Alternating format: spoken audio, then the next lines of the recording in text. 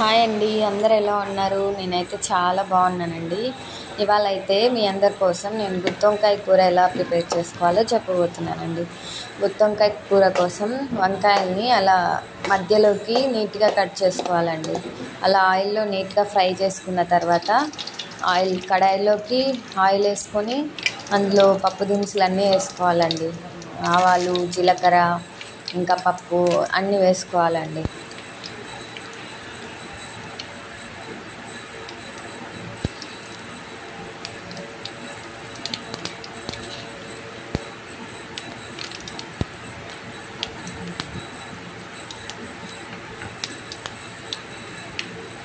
ఇప్పుడు అందులోకి కొద్దిగా కరివేపాకు, ఇంకా కొంచెం చిన్నగా కట్ చేసుకున్న ఆనియన్స్ని యాడ్ చేసుకోవాలండి. ఆనియన్స్ కొంచెం మెత్తగా ఫ్రై అయ్యేలాగా కొంచెం మనం కదుపుకోవాలండి వాటిని.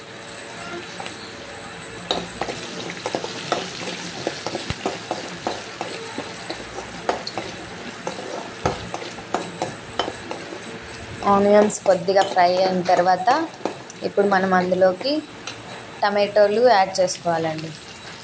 చిన్నగా కట్ చేసుకున్న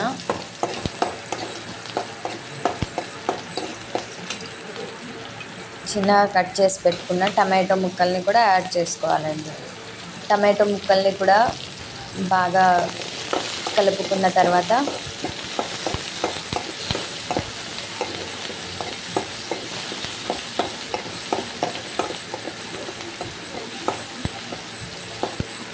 చూసారా, టమాటో ముక్కలు కొంచెం మెత్తబడ్డాయి.